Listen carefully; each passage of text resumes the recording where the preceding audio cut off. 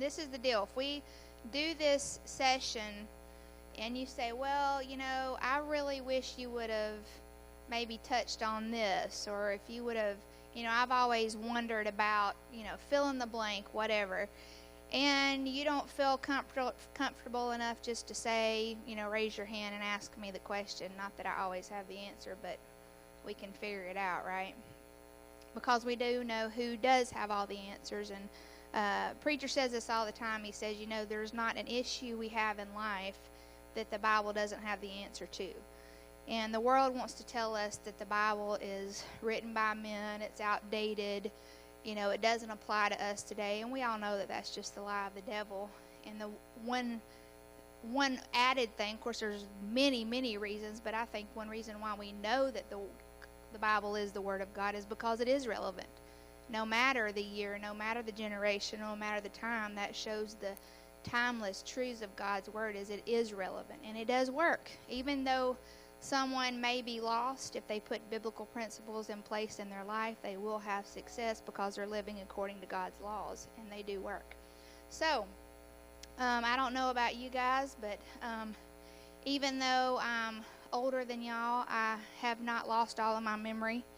I haven't had dementia or Alzheimer's at this point, and prayerfully I will not. So even though I'm a good bit older than y'all, I haven't forgotten where you guys are at in your life. And things were a little bit different for me. I mean, there may be somebody in here that may have the similar story to me, but I grew up on a mission field. My parents were missionaries for 30-something years, and from the time I had just turned 9 years old till I left for college, I was in the mission field in Haiti. And when I went home for my senior year of high school, I lived with my grandmother, and she was still grieving. My grandfather had just passed away a year before, and she was not real present. She was as present as anybody could be in her situation to lose her husband of 49 years. And it was a whole new world for me, coming out of Haiti, which is a very, very, very, let me say very 75 times, different place, okay? It's just a different world. I can't even tell you. There is no comparison from here to there. You're like changing planets, even though it's an hour-and-a-half flight from Miami. And so when I came back, I was in a bit of culture shock, so to speak, even though I feel like my parents prepared me. I believe now that I've been in a pastor's wife for almost 18 years, I believe that they prepared me as well as anyone can be prepared to minister and be there and help families and help ladies. It was still a different thing for me to come home and just, basically learn how Americans do things, and, because you live in a different culture that's so different for so long. And you kind of, who am I? Where do I fit in here? I don't really fit there completely, because even though I speak their language and I feel like that's my home, I am a white person. I am an American, and I'm very much the minority. I was the only white girl in my whole town of 150+ thousand people. So it was just different. I had to kind of get in a comfort zone. And, I learned some things the hard way.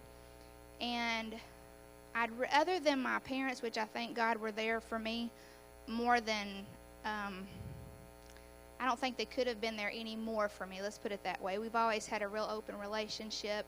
My parents have always very hands-on. We talked about dating. We talk about relationships. My very first date, we were home on furlough. We came home for a couple of different times for medical reasons, and then my grandfather passed away. And so I went on my first date like 2 weeks before my 16th birthday. I went on my double date, first date. And so, my dad's giving me the whole, and my mom kind of giving me the, my dad, they're going to come to the door. There is no sitting out in the car honking on you, for you.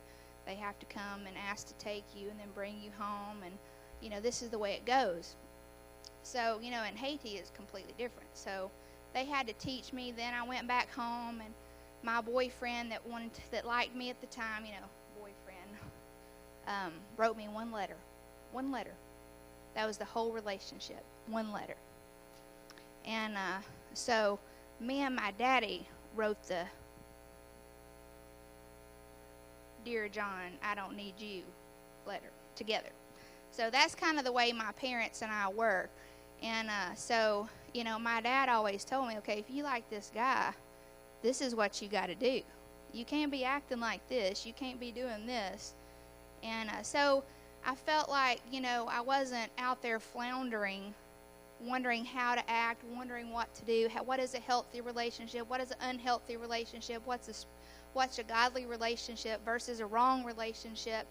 And so I think being in ministry, being in our church, and then we were in Texas in our church there for 12 years, I've seen that a lot of young ladies, young women, have very bad relationships, unhealthy relationships. Maybe they haven't had a relationship at all, and they really would like to have a relationship. They don't know where to start, how to do this, how to handle themselves, or maybe they're just very, let's say, miserable, unhappy where they're at, whether it's in a relationship or not.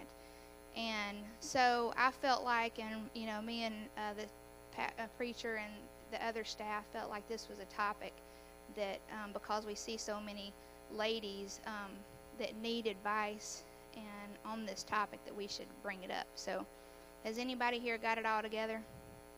Good, because I don't either. Okay. So let's look at 1 Timothy chapter 3, verses 14 through 16, if you guys want to turn over there. But basically, we're going to talk about how to behave correctly in relationships as Christians, because there should be a difference in our relationships versus the typical relationship in the world. 1 Timothy 3:14 says, These things write I unto thee, hoping to come unto thee shortly. But if I tarry long, that thou mayest know how thou oughtest behave thyself in the house of God, which is the church of the living God, the pillar and the ground of truth. And without controversy, great is the mystery of godliness. God was manifest in the flesh, justified in the spirit, seen of angels, preached unto the Gentiles, believed on in the world, received up into glory. This passage was written specifically to men and women that hold the office of deacon or pastor, deacon's wife. But as with all Scripture, what does the Bible say? That all Scripture is given for what? Inspiration, for doctrine, for reproof. So it doesn't matter if it's under the qualifications of a pastor and a deacon, it's our qualifications as well, right? There's not, now we understand that we're to give honor to whom honor is due, and there is a place of authority of a pastor in a church. However, they shouldn't live on a different standard as we do, right? We should all be striving to be more like Christ, and if it's a qualification to make us more like Christ, then we should all be doing it, right? But it says in that phrase, behave thyself. And this is only used a couple times in the New Testament. And the other time is 1 Corinthians 13:5 when it's talking about love or charity. So when it's telling us to behave, one is concerning our Christian testimony, and the other is how to behave in our love relationships. And so I want to give you a couple of different truths about how, as believers, we should behave in our relationship, okay? Now, first of all, relationship, what is the relationship purpose? Right? Now, there's all different relationships. We have family relationships, right? We have friend relationships. We have have now or will have or hope to have or we've had in the past, or maybe we currently have a friendship or courtship relationship, a dating relationship, and then that leads to a marriage relationship, right? Most of the time, if it's the right person, right, and everything clicks and it's God's will, blah, blah, blah, blah. Okay, so this is the purpose of relationship. And I think that that's something we need to remember, that when we have friendships, especially if it's those people that are in our inner circle, right, those people that we have the relationships should be on our same page, right? We should not have a person that we spend a majority of time with that is on an opposite page as we are, whether they're a great person or not. Now, there's some situations where we have coworkers, right?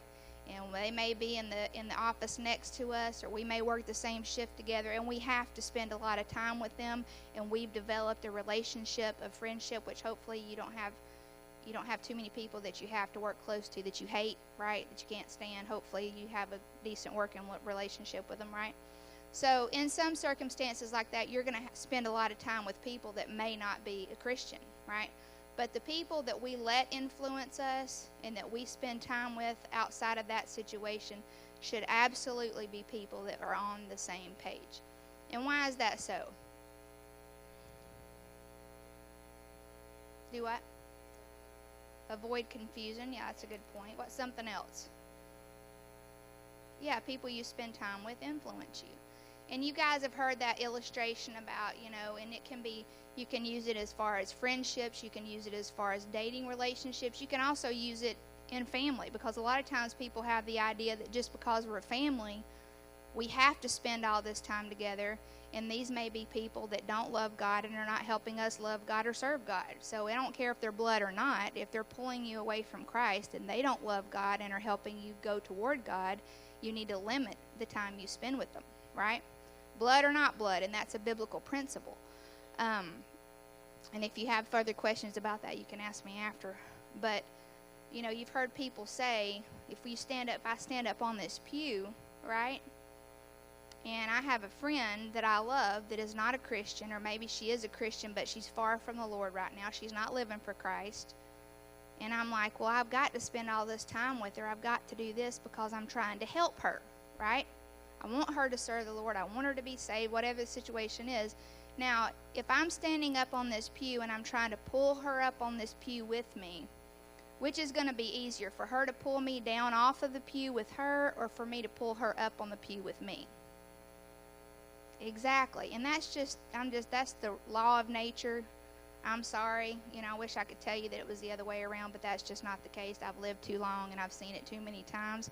And so to protect our own relationship with Christ, we've got to make sure that our inner circle, whether it's family, friends, dating, or whatever, are people that are on the same page. So these are the purposes of relationships: friendships, dating, marriage. Okay? Now, there's a relationship transition, right? Typically, most people don't go from I don't know you to we're dating, right? There's a time where you get to know that person on some level, that you develop some type of friendship with them, right? And maybe you have a mutual interest in your social circle. Maybe they're a friend of a friend, or maybe your cousin, whatever, invited you over and you met this person.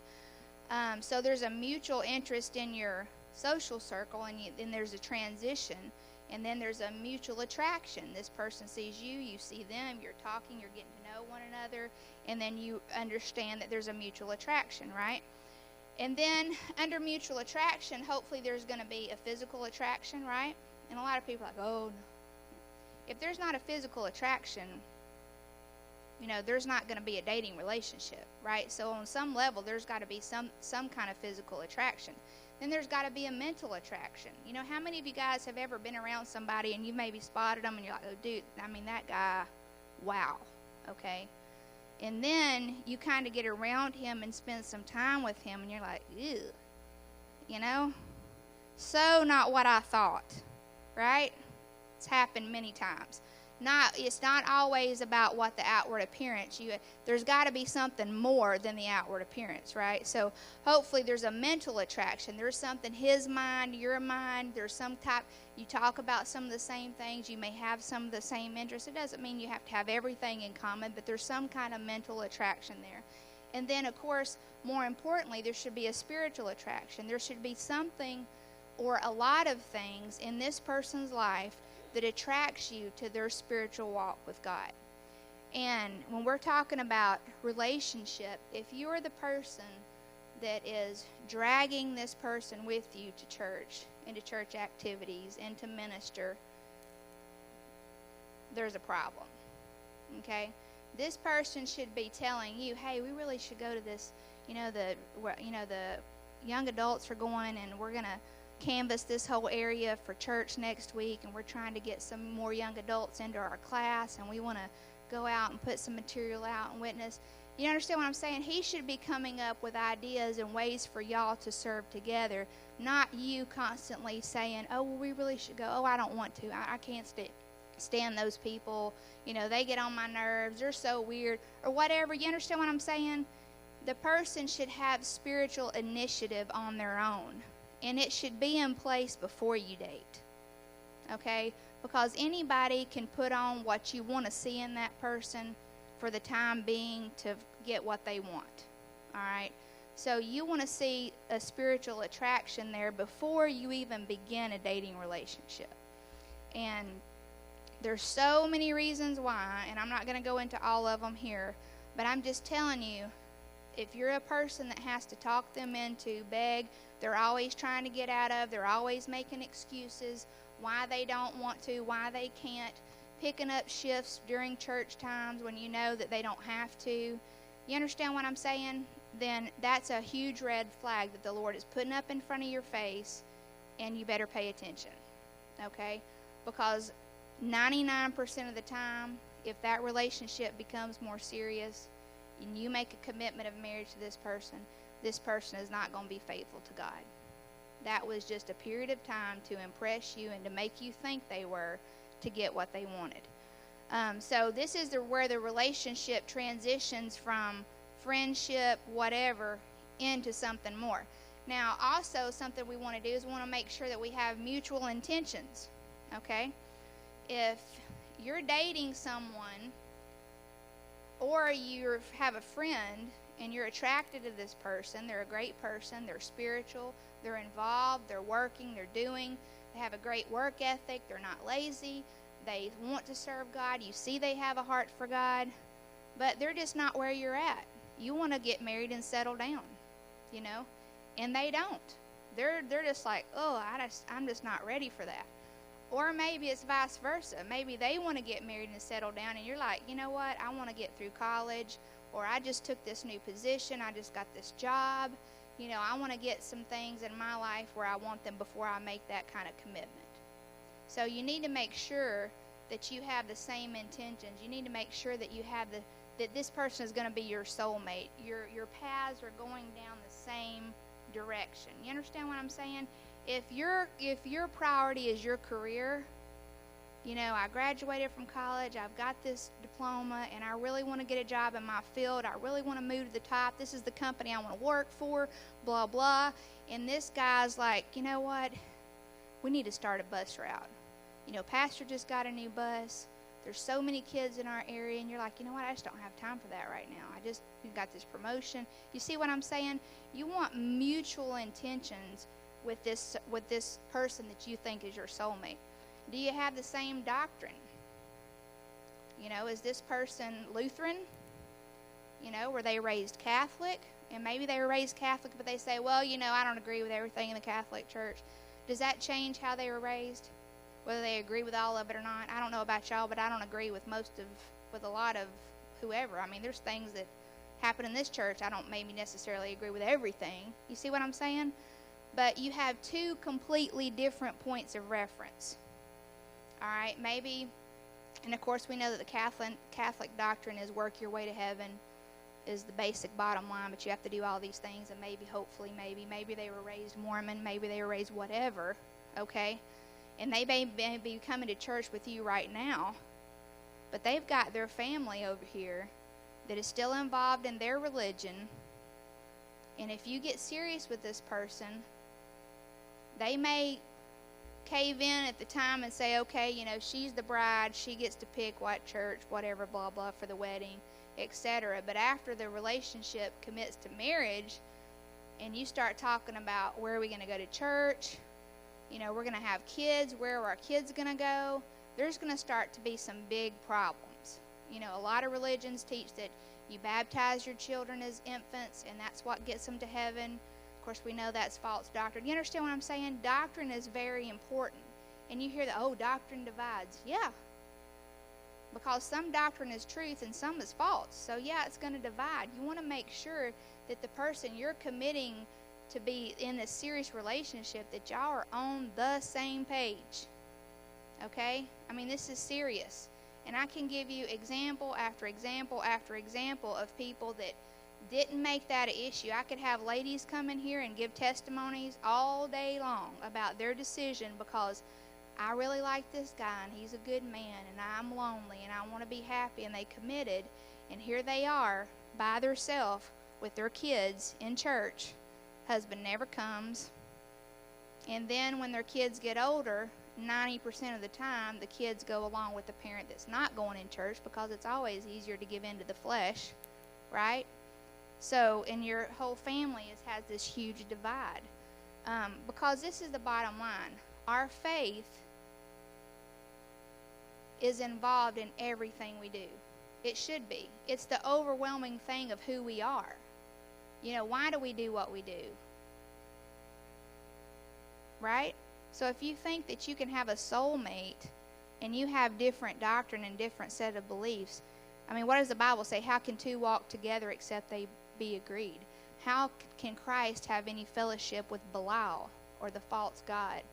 Right? You can't make it happen. It may happen temporarily, but there's going to be big issues in the future. Do you have the same destination? What are your goals? You know, do you have the same goals? Or does he have the goals over here and you have completely different goals? You know, what does he think about, what does commitment mean to him?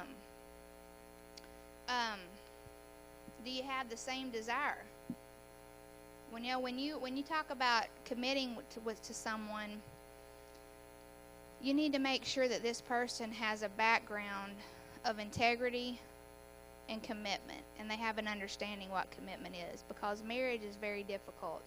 I don't care if you have two people that are on the same page, that are committed to the Lord, wanting to serve the Lord, and they have everything going for them. It's still difficult. It's very difficult. Life happens, pressure, problems, and those things stress us, put pressure on us, which brings pressure into the relationship. And you have to make sure that you guys have the same level of, you know what, no matter what we face, we're going to plow through this. We're not going to quit. You know, and I know that people say, oh, you know, well, he's not his dad, or he's, you know, and that's true. You know, the Bible does say that, you know, we're not going to punish, you know, the son for the sins of the father. But at the same time, if there's a pattern that he's been raised in, most of us all model what we've seen. We don't do what we've heard. We model what we've seen, whether we even understand that or not. And a lot of times people do that without even thinking, without even knowing what they're doing. And so you need to make sure that he has the same level of commitment, the same desire, no matter what the challenges come, that they're going to be committed. And now we're going to get to the fun stuff. All right. Now, relationship failure.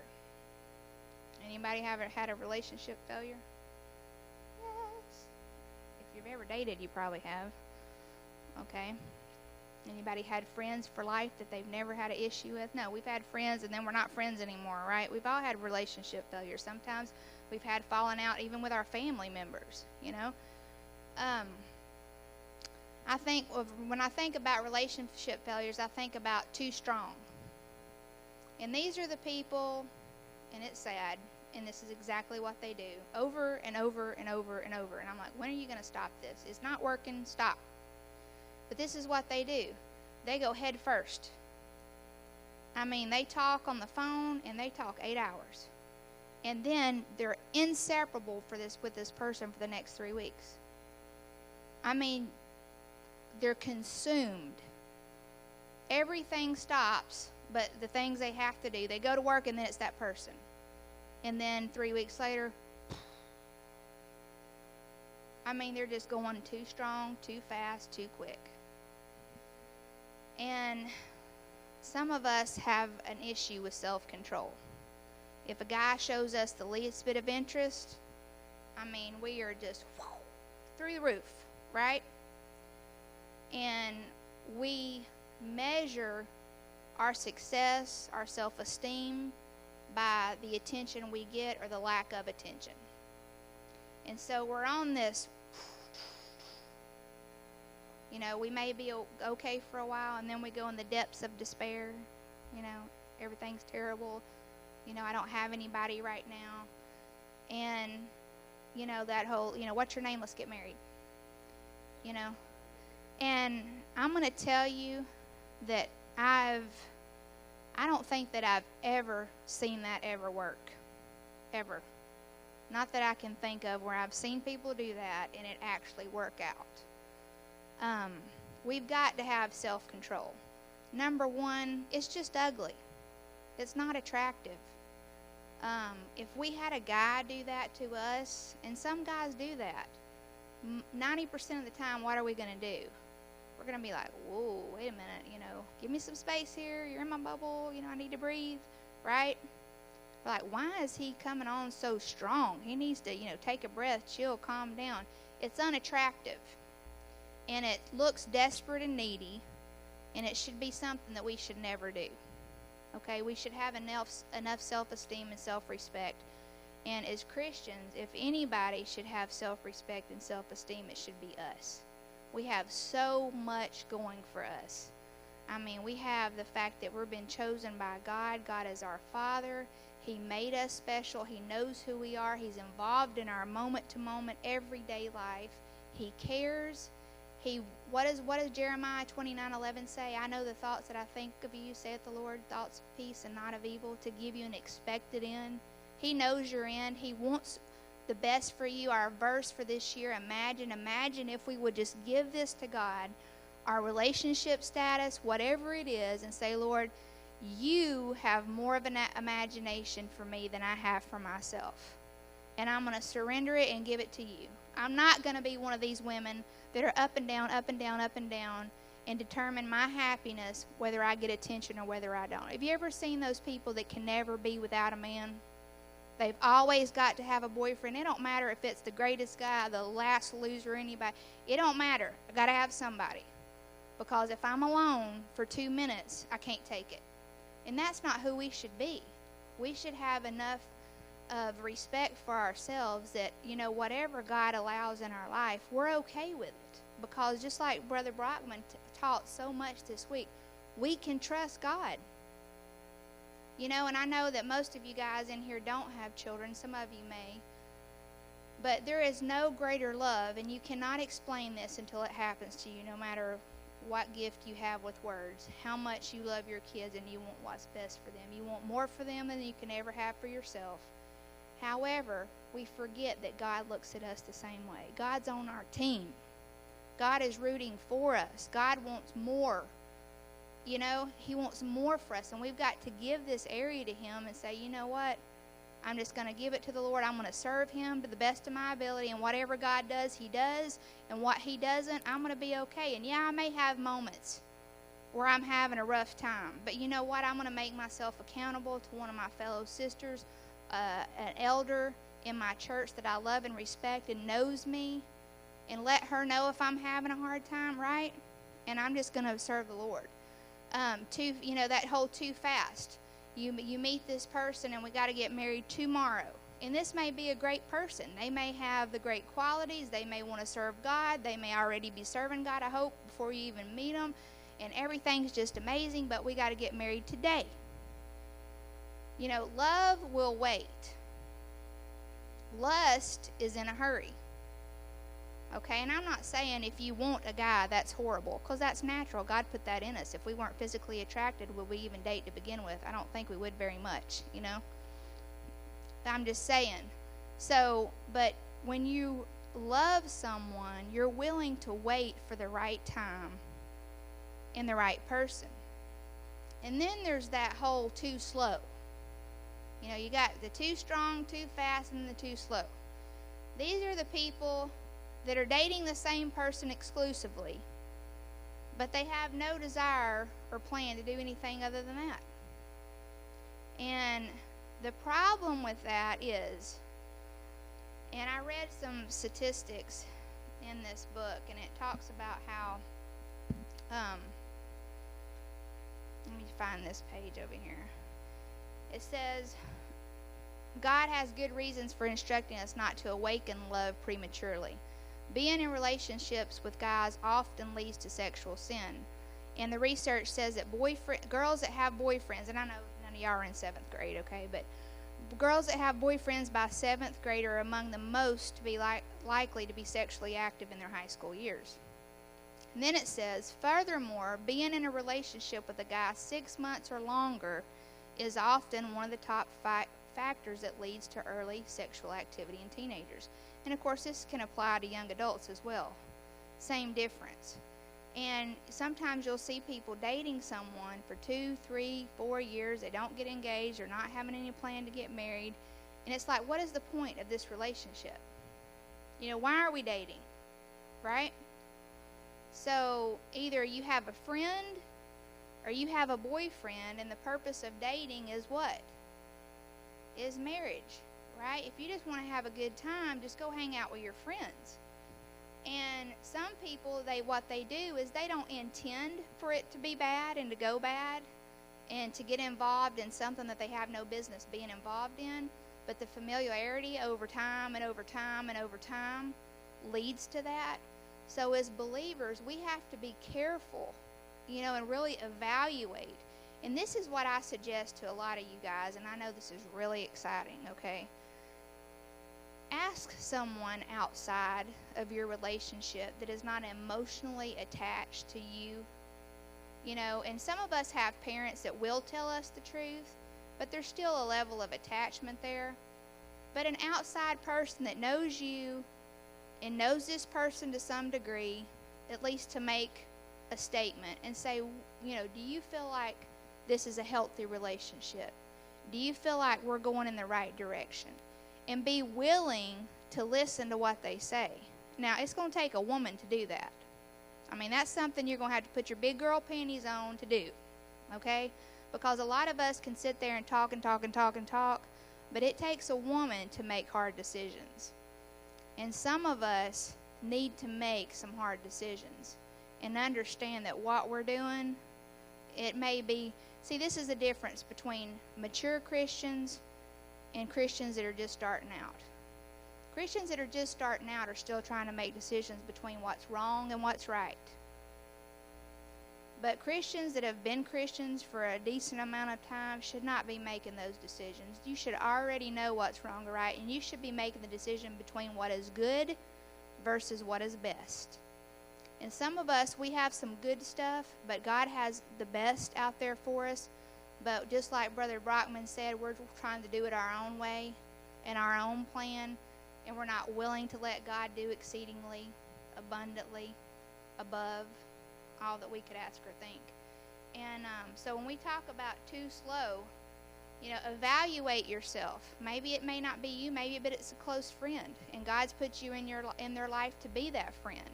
And maybe you can. I've had difficult conversations with my friends, and they're not fun conversations. You know, I flew from Texas to Atlanta several years ago because one of my best friends married a lost guy. And I went to her before she married him, and I told her, I said, this guy is not the right guy. Now, do you think she wanted to hear that? No, she already had her dress. She already had a plan. She had the ring. I mean, it was going forward. But who am I as a friend if I'm not willing to tell her the truth in love? You know, and I told her, I said, I'm not saying he's a horrible person, but just because he said a prayer to appease you and your parents, there's no evidence. He's said this prayer 6 months ago. Has he got baptized yet? Does he follow the Lord in the first step of obedience? Is he faithful to the house of God? Does he have any desire to serve and know God in a greater way and to lead you? Of course, absolutely not. And to this day, she has 3 kids. She goes every now and then to a very, very liberal contemporary church. And to my knowledge, her children are probably 14, 11, 9. Not one of them have been saved. And so at this point, she made the decision for this guy. And unless God intervenes in a miraculous way, her kids are going to die and go to hell, and so is her husband. Because she'd made the choice to have a man and not wait on God. And she may not pay the price right now, but the price is coming. And so we need to remember, when we talk about relationships, make sure that we go to somebody that we trust that's going to tell us the truth and tell us in love. And then help us be accountable to make good decisions accordingly. Too possessive. Have you ever seen those people that are dating? Stand up, Ronald. This is them. And every time you see them, they're like off in the corner. They're like, And they're always like this. You never see them surrounded with a group of people. They're always off by themselves. They're sitting over here in the back corner by themselves. You can see about them. You understand what I'm saying? They're always trying to find a way to get away, and get by themselves. That is an unhealthy relationship. You know, and some guys and girls can be this way too. Very possessive. You know, and my, you know, I can't believe you're talking to that girl. Why are you talking to that girl? So because you're dating, they can no longer talk to any girl ever? You know, or the guy. Why I saw you looking at that guy. I mean, just ridiculous. Nobody can talk to you. Nobody can be your friend anymore. And it's like their best friends that they used to spend time with don't even know who they are anymore, because they have cut everybody out, and it's only those two. Very possessive. That's very, very unhealthy. I mean, that I can tell you right now that that's going to lead to sexual sin. Only a matter of time. Because there's only one reason why you want to be by yourself exclusively all the time, and that's just the truth of the matter. People that are wanting to have the right relationship are going to make themselves accountable, be safe, keep themselves with people. You understand? Protect their environment. Don't put themselves in situations where they're going to be tempted to make a bad decision. And that's, if you don't ever want to make a bad decision, don't put yourself in a situation to do it. I mean, that's the bottom line, because all of us are capable of making a bad decision. So don't put yourself in the situation. Too vague. These are people that everybody knows they're dating, but they refuse to tell you they're dating. No, we're just friends. We're just friends. We've been friends for 6 months, but we're just friends. You know, like, no, you're not. We all know it. Won't you just say it, you know? We're just vague. No, we're not. No, we're not. And you know that they're dating. Just say it. I mean, it's not like you're saying, I'm an alien. You know, I'm dating. Okay, great, wonderful. You know, it's not like you're saying some horrible thing if you just admit it. Just say, I'm dating. Yes, we're dating. Yes, we like each other. We're talking. We're dating. Okay? Then there's the people that just need a little help. My husband put too dumb down here, but I didn't want to say it that way. These are the late, and I'm serious. I've had women tell me this. I mean, almost verbatim. Well, if they don't like me the way I am, then obviously they don't care for me at all. I'm like, well, let me just explain. I don't like how I am most of the time. I mean, that's why I brush my teeth. And, you know, I do wash my face, and I put on deodorant, and I wash my hair, and I fix my hair, and I put on makeup, because I'm not Barbie. In fact, I don't know many Barbies. You see what I'm saying? But they have this attitude, I'm never going to do my hair, I'm never going to wear mascara or anything, and I'm never going to work on my image at all. Now, y'all understand that I'm not saying overkill, because in our culture, it's way too overkill. It's so obsessive about, it's all about me, and it's all about appearance constantly. But then you have the people that, well, if they just don't like me for how I am, then that's just, you know, and they have put in no effort to ever improve themselves. We should always be improving ourselves. We're all at different stages in life. And there's things that I need to do now that I didn't have to do 10 years ago. You know, so we should always, I mean, I don't know about you, but I don't want a guy that just lets himself go. I mean, I hope they brush their teeth, and they're going to put on deodorant, and they're going to take a shower. You know, they're going to shave. I don't know about you, but I don't like hairy neck. You know, I don't like bushy sideburns down here. Now, some of you do, and that's wonderful. That's fine. But you understand what I'm saying? I want you to look like you've taken a shower today. You know, I want you to iron your clothes. I don't want you pulling them out of the bottom of the basket and putting them on. That's not attractive to me. You see what I'm saying? But yet some of us have this idea, well, you know, if you just don't take it the way it is, so, oh, well.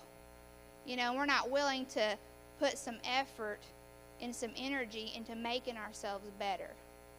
Do you know that people treat you different by how you look, how you present yourself, and how you dress? I can promise you, we can go to the airport tomorrow, and I'll go looking like a bum, okay? And you go dressed up like you are today with your hair done, your makeup on, you look nice, and you go to the counter and you make a complaint. And I'll go to the counter and I'll make a complaint. and I guarantee you they will treat you different. Or even ask for something. I mean, you even go to McDonald's. I'm telling you, people treat you different, and that's just the real world. You know, I know people say, well, they should treat everybody the same. That's true to a degree, but at the same time, we should have enough common sense, right, to take care of ourselves and work on ourselves and improve ourselves. How about the two scared people? I can never talk to anybody. I can never look at anybody. You know, and if a guy did approach you to try to say, hi, I'm so-and-so, how are you? You know, you look like you're having a good time. Where are you from? Blah, blah. We would not have a clue. We would be, hey. You know, no idea what to do or say. Now, I'm not saying, how dare you be shy. A lot of us have different personalities, and that's okay. There's nothing wrong with that. But at the same time, pray that the Lord give you some strength to kind of break out of that a little bit. Not that you have to be in everybody's face or, you know, talking to everybody's like, ooh, chill, calm down, quieten down. You know what I'm saying? There's a line on both sides. You don't want to be that loud, never shut up, always in your face, drama, all the time either. You see what I'm saying? But at the same time, you don't want to be the person always in the back, never says a word, never gets involved, never does. You see what I'm saying? We need to break out of that some. We don't need to be so fearful, because I'm going to tell you what a lot of people do. They're scared. Our scaredness makes them scared. They're afraid to approach us because they may take it as, well, she don't really like us. She don't like me because I don't ever see her smile at people. I don't ever see her talking to anybody. Maybe she don't even want to be here. You understand how we can make assumptions? So smile. You know, if you want a friend, what have you got to do? And I know it's hard. I can tell y'all it's hard probably more than most of y'all in here. Okay? Because I went to a completely different culture, didn't speak the language, and boom, here I am. Not only that, when I was growing up, we went to, which Lena can testify this, a different church almost every week, sometimes 2 or 3 churches, and we got to smile and be happy and say hi to people, and we did not want to be there as kids. I mean, we were scared, shy, embarrassed, you know, but we had to break out of that to a degree. So I'm not saying I don't know what it feels like. You know, I do. And there's a lot of things that I do now that I never could have done before. You know, I'm not really comfortable being up in front of people, talking to people. But God put me in this position, and I've had to push myself out of my comfort zone and do things that I don't necessarily want to do. Because God's going to ask you to do something, and you have to be willing to trust in Him. You know what? If God really wants me to do this, I can do this. How many of y'all have said, well, I never thought I would be able to do this, and now I have? Absolutely. I'm sure we could all look back and say, wow, you know, 10 years ago, 3 years ago, 2 years ago, I never thought I could have, and yet God's given us the ability to do it. And it's the same way with that. Don't be too scared to never try. And then, oh my word, I heard somebody say this the other day. Well, he's not 6'2", he don't have black hair and blue eyes, so he's off the list. Number one, who do you think you are? You see what I'm saying? We have this idea, our list of what we think we want, we need. And so we don't even give people an opportunity. He may be short, but he may be an amazing person if you'd ever just talk to him, you know? And then you think if he wants to talk to you, he wants to give you a ring the next day. You see what I'm saying? Be friendly. Put yourself out there. Be willing to say, you know what, I'm just going to have a good time. I'm going to get to know people, whether they're attractive, whether they're not attractive, whether they're funny, maybe they're serious. It doesn't matter. Talking to somebody doesn't mean you're going to get married tomorrow. Some people think if I say yes to go on a date, we're married, it's over, it's done. You know you can date somebody and you may not get married. You know, you got to find out who they are at some point. You know, if you never go out on a date, how are you going to know who they are, right? So some of us are just so scared we refuse to do anything unless it's, you know, Brad Pitt, which, you know, he's too old for y'all. But y'all know what I'm saying? Somebody like that come in here, you know, some of y'all are like, oh, no, he ain't. You know? then he's not on the list, But don't be scared. Be friendly. A lot of people may be in the same position you are, and they may be just as scared, and they're trying to step out a little bit. Meet them halfway. Meet them halfway. Don't look back with regret and say, I wish I would have said hi to that person, or I wish I would have been a little more friendly and pushed myself out of my comfort zone. You got something to say? Go ahead.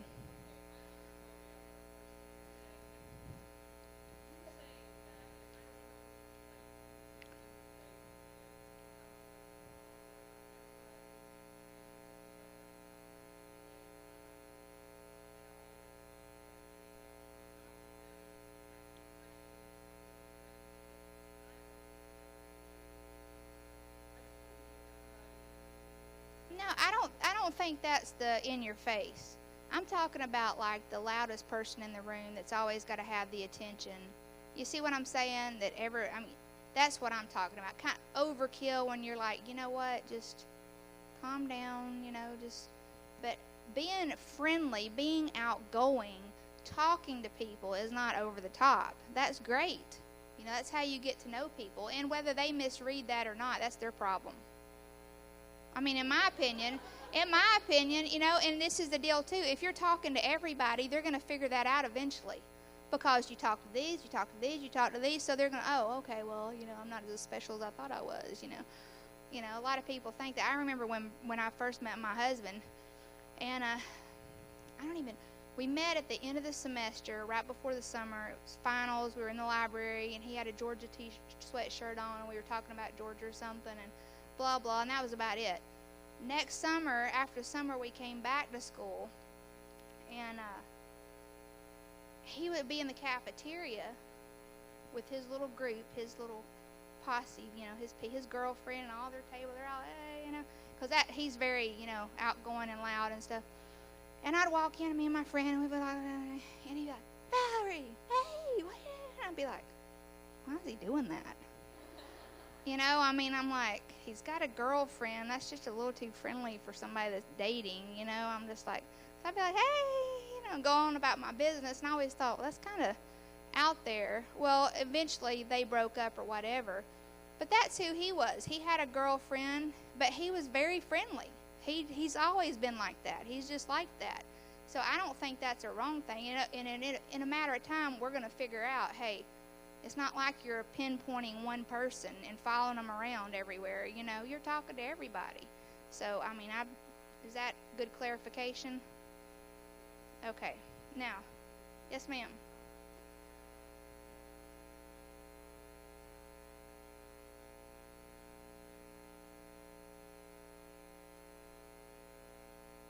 Well, personally, I don't think girls should be texting or calling boys. Period. Now, if they call you or text you, that's fine. But I don't think we should initiate. Now, if you already have a relationship where you're friends with this person and you've been friends with this person forever, but if this is somebody you're interested in most cases, I would say don't. Because that is pursuing. And it's always better if the guy does the pursuing. Okay, now I've heard some stories, well, whatever. But in most cases, and I guarantee you, if we went in there and asked all them guys, and y'all stayed in here, and I went in there and did a survey, how many of you like girls that pursue you? There's going to be maybe 2 that raise their hand, and that's because they're dumb. And they're like 16 or 17. You understand what I'm saying? So I'm going to tell you, you can ask my husband, he is a guy, and he will tell you, no, no, no, no, no. Now, we can flirt and we can talk without being over the top and let people know we're having a good time being around them, And what I would do is I would just spend time around them, but in a group setting. If we're having a church activity and they're going to be there, you be there.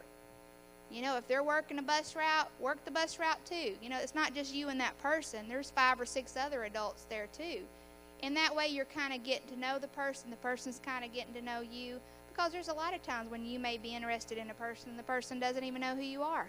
And it may take time for them to get to know you and, hey, oh, wow, hey, all of a sudden, boom, I had a girl like that in Texas. I said, well, what about so-and-so? He's a really good guy. And she brings in literally this piece of trash. And I know nobody's a piece of trash, but I'm just telling you, this guy, rough. Had no business whatsoever. But she had no self-esteem. She thought that was the only thing she could attract.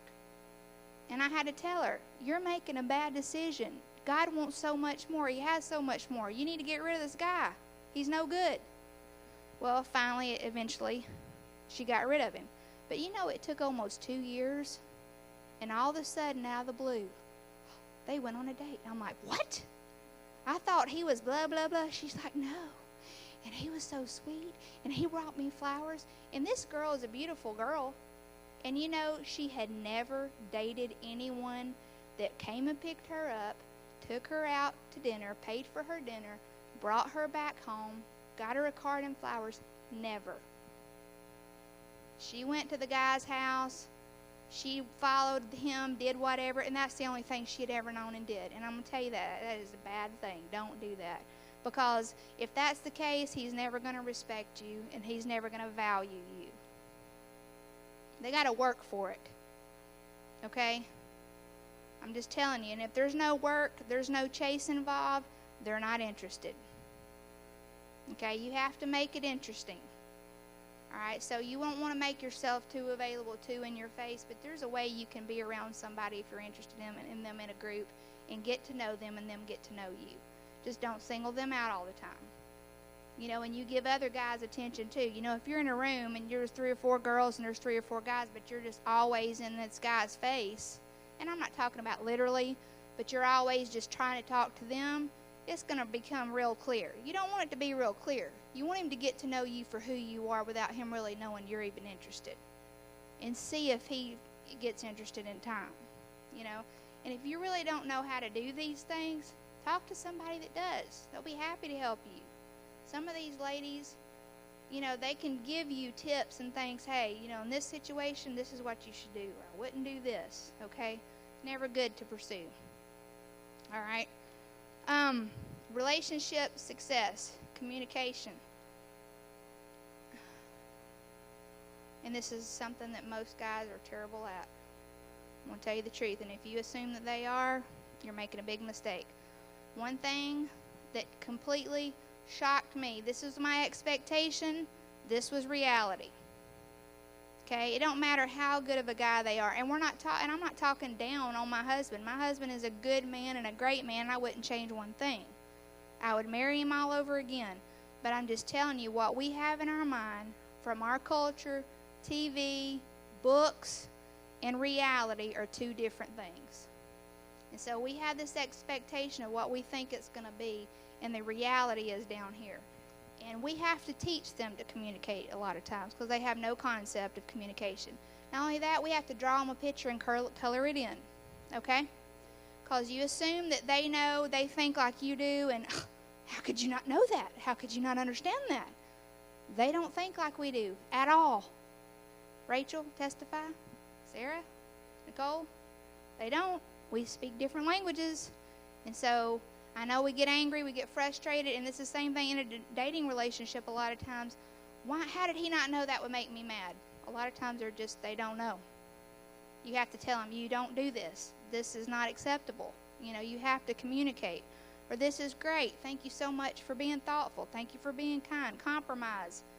There's going to be times when you're going to have to give in a little bit on something, and they're going to have to give in. And if there's somebody that always has to have their way every time, all the time, run away. Okay? Because you're going to have major, major problems if the relationship goes to marriage. Of course, love, as God loves, is true love. Because I can promise you, you don't get up every day feeling like, oh, I'm so glad I married you. This is just such an amazing romantic. This is just awesome. No. There's days when I'm like, you know what? You need to go to the church. And you need to stay at the church for a while. You know? I mean, we can ask every married lady here. There's just times when, you know, you get on each other's nerves and, you know, you're like, you know what? You just need to. Does that mean, hey, I'm calling the lawyer tomorrow? Or I'm going to tell every friend I know how terrible he is? No. Love says, I just need a day. Go over here, and I'm going to go over here, and then everything will be great later, you know? But we just need time apart sometimes. But understanding that love is the underlying factor, and no matter what it is, we can overcome it, we can work through it, because love is there. And love is the decision, no matter how difficult, no matter how much we disagree about something small or something big, or maybe something that's a one-time thing, or maybe something that's a situation that lasts for 3 years. No matter whether we agree or don't agree, love is going to conquer and love is going to survive, because we're committed to that. And then correction. I hate to tell y'all this, but nobody dates a finished product. You're not a finished product, and they're not a finished product. And that kind of goes back to that list of expectations. Well, if they're not this, this, this, and this, then don't talk to me. Don't Facebook me. Don't friend me. A lot of times as women, we don't give men the opportunity to grow. And I'm not saying that they're not spiritual and you just pull them along. That's not what I'm talking about. Because they need to be spiritual. They need to have a heart for God. And if they don't, you need to get away. And when I mean a heart for God, y'all understand what I'm saying? That no matter what, whether we stay together or we don't, God is their priority. Following and serving Him is their heart's desire. No matter if we date, no matter if we break up, you understand what I'm saying? If you come and go, you know this person is going to succeed for the Lord. They have evidence. They have a reputation of a relationship with the Lord. But a lot of us have this 99 list of qualifications, and because they don't meet them, they're not the one. Well, the truth of it is, my husband is not the man he was 21 years ago. Thank God. And I'm not the person I was either. None of us are a finished product. And if they have a heart for God and they love you or they're interested in you, give them a chance. You know that you can change a guy's hair? Do you know that they can gain weight or lose weight? Did you know you could change their style? You understand what I'm saying? Sometimes we don't give a guy a chance because we're like, his hair is just terrible. Why did he think that looks good? And so we won't even, we're so in this box that we can't even imagine something out. We don't give him a chance. You ever thought that he don't have a clue? Maybe his mother is not, I hate to tell you this, but some moms don't help their sons. And some sons, my husband, for instance, has no clue. Now, my brothers all shop for themselves, dress for themselves. Now, my daddy don't have a clue either. But my mother puts his clothes together. This goes with this, lays it out. I have to do the same thing for my husband. When he was in college and when he worked, he would come to work and they would tell him, Valerie must not have been home when you left today, huh? He'll come up here to the church early on Sunday morning. Tyler's like, that doesn't match. You need to go back home. So I'm just saying, give people room, right? Hairstyles, style and self, weight gain or lose, complexion. If they're a good person and they love the Lord, give them a chance to at least get to know them. Okay? Don't put yourself in a box. Be willing to give people room, right?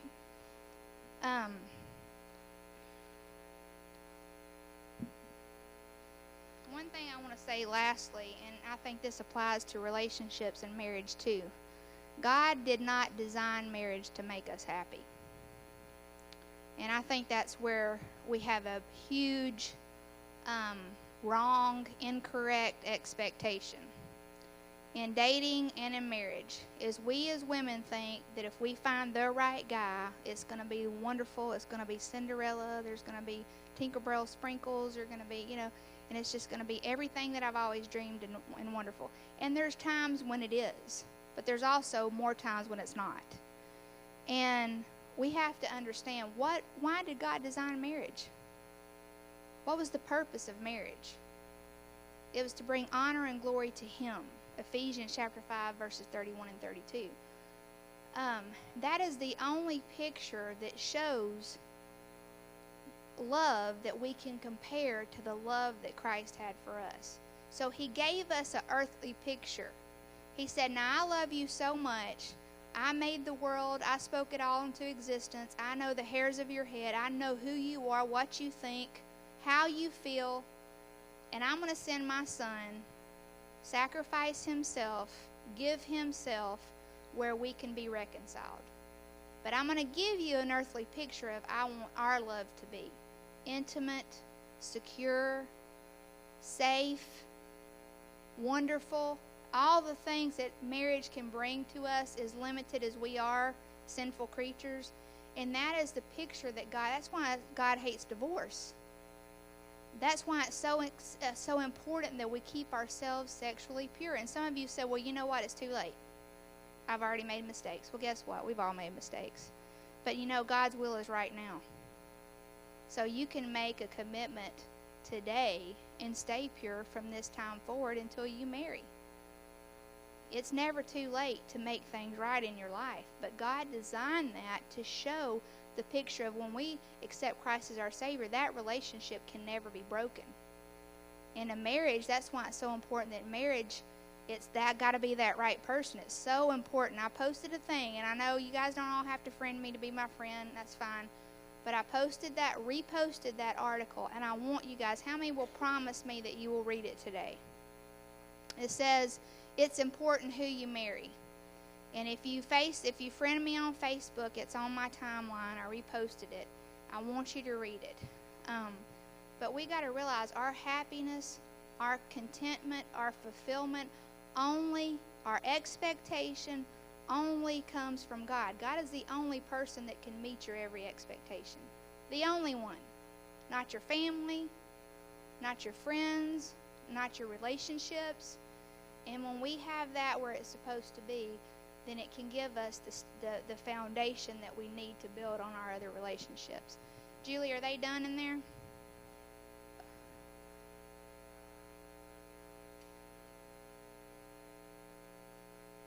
To take over. Okay. Okay. Y'all want to stand up and stretch? I know some of y'all are back there dozing. I'm so offended. Just kidding.